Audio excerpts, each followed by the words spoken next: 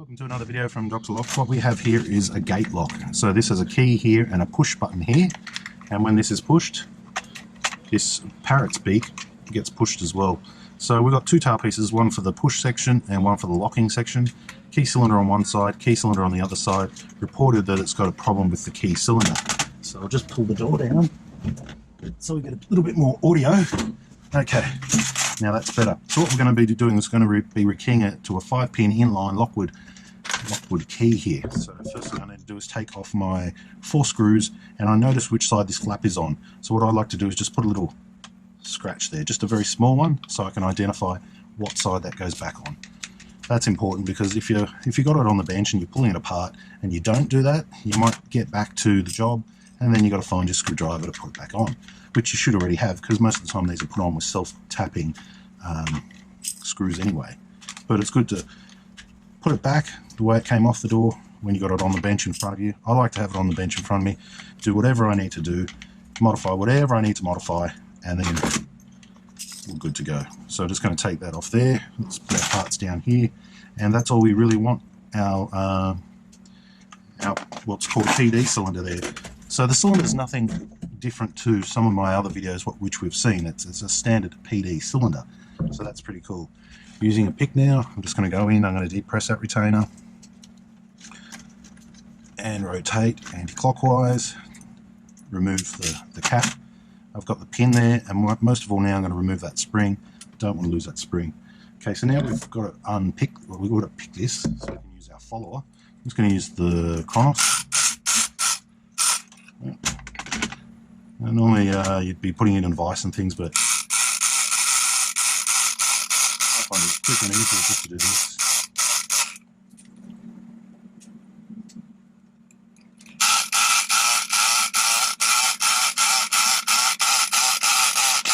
Now this cylinder did have a problem, so I'm hoping that's not slowing me down here, and I will shim it in a second.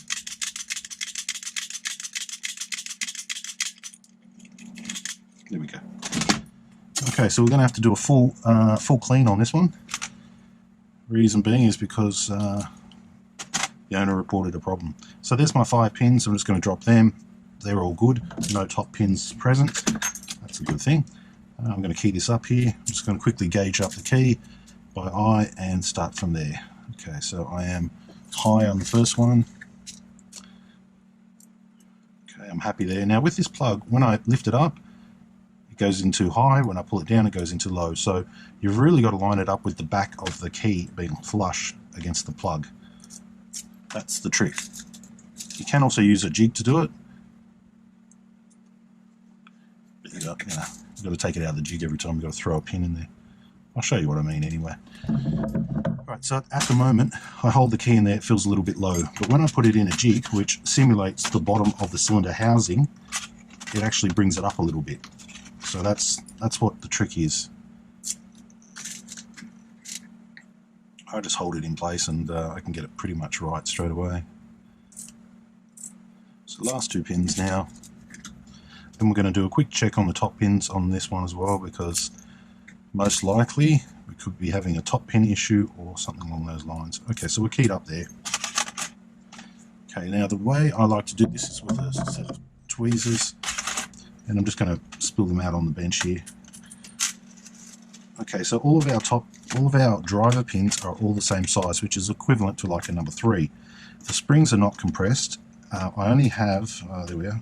Now I have 5 springs, 5 pins. Okay, so I'm happy with that. Now I'm going to go through and key up.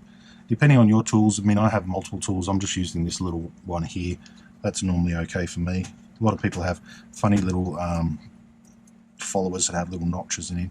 So I'm going to put all these pins back because I don't believe the issue wasn't with the pins, all the top pins. One thing to note on this one here is sometimes with small chamber heights, and what I mean by that is if this actual cylinder had a small chamber height, which is this part from here to here, that's when you need to start using the correct pin with the correct spring. I'll show you how to do that in another video. The springs are quite small here, so I'm quite happy with them.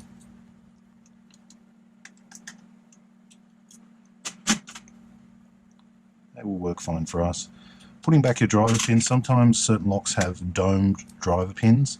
The reason being is because then it gives it more tolerance. These ones are slightly domed, not much, but slightly. When keying up, always keep a count. If you're going to work from one side, count it 5 down to 1 or 1 up to 5. So basically in your mind you're going chamber 1, chamber 2, chamber 3, chamber 4. Right now I'm on 5th chamber. You can tell just by looking at it. Okay, let's put this back in here now. Okay, rotating that around, trying the keys, nice and smooth. That's perfect. No lubrication needed. This will be out in the weather, but no lubrication needed. First thing we do is we put this spring back in here, which is a small size spring, very hard to get. Put our retaining cap on there. Now I look at what side's which, and I'm going to put the moon right over the top of it, hold it in position so I can rotate this as far as I can so it's nice and tight. And I'm going to rotate that moon out of the way, rotate a little bit more, and find the drop-in point for that pin. Keeping the cap tight, but just backed off like 1/10 of a turn. There it is there. Okay, now make sure it comes all the way through. Now give that a good twist left, a good twist right, because if it's not all the way through and it comes loose, you've got to come back. Now that feels nice. Okay, so put that back in there without disturbing too much. And this was actually fitted in this position, like with the stack height going down.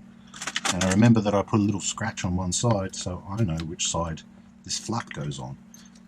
So when I put it back on the door, I know exactly what's what. Sometimes that sort of stuff is important. You might be in a shop and you get handed 50 locks to make keys to, and they might be all from Gates or something, and the person who's handing them to you is going to want them back in the same order that they gave them to you. So it is important.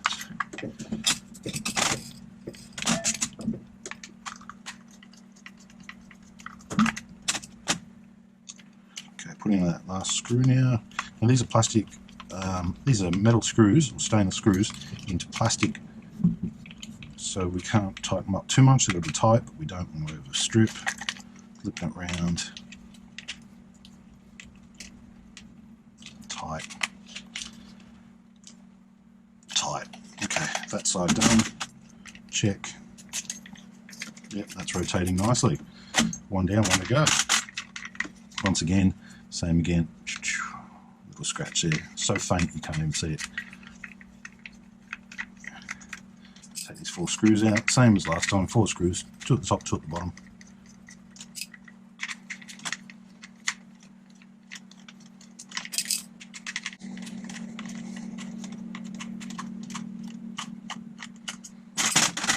Okay, so I'll take that off again, do it in order. So we have a little cobweb in there. Now I'm taking the parts out just as they come out, lay them on the bench so nothing gets confused. There we go. And out with the cylinder. Okay, same again, now we've got the cylinder, we're going to depress this. Get that retainer out of there, caps off, retaining pin, spring out.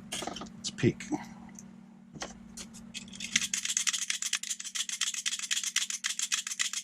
Go picked.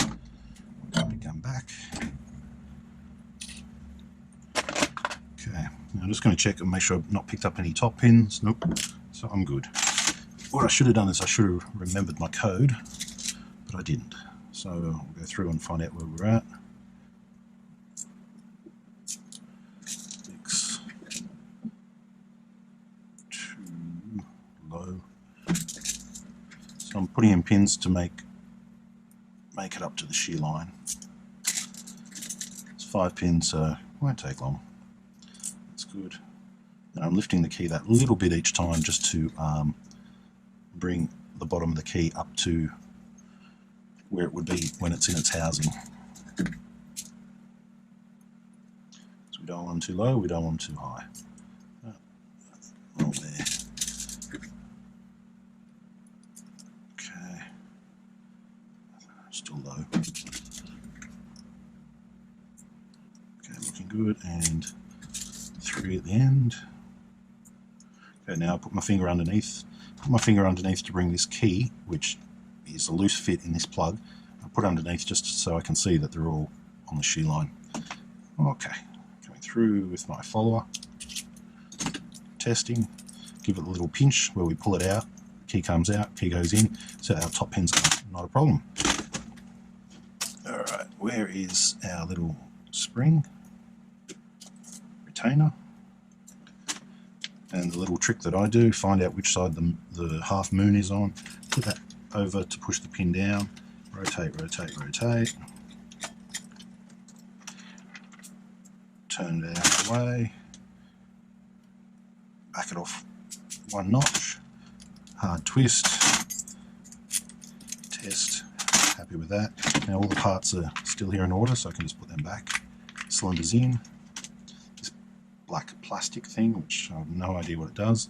This die cast bit, I think, yeah, that goes up this way. This big plastic thingy as well, which does most likely the locking and unlocking. Which side is which? Okay, so that would go there and move up and down. Or did it go this way? Aha. Okay, so these little indents would be for this little black plastic, like spring-loaded knuckle. So I'll put that back on there. Now I'm just going to check my markings. Remember how I did a mark? It's on that side. This is wrong. So this must be this side. I can see my little mark's correct now. So I'm happy with that. Before I do up all the screws, I'm just going to hit it with a screwdriver, see if it makes good noises. Locked. Unlocked. Yep. Unlocked. Yep. Let's check that again. Okay. So that's unlocked when it moves all the way that way, and that is locked. Moves all the way that way. This parrot's beak needs to be in the right position as well. So that would be locked. And that would be there. I'm going to give this a little bit of a bend. That way you'll be able to feel when it's in the right position. You'll feel it a little bit more clicky, like it'll click into the spot, make like a nice feel when you turn it and you go click. It feels like it's clicking. That's what it's there for. It's probably a bit saggy. Almost there. Put the screw back in. And then putting it back on the door, it's pretty much just straightforward. 4 to 6 screws wherever they came off. You just put it back, line up your tail pieces, and you're good to go.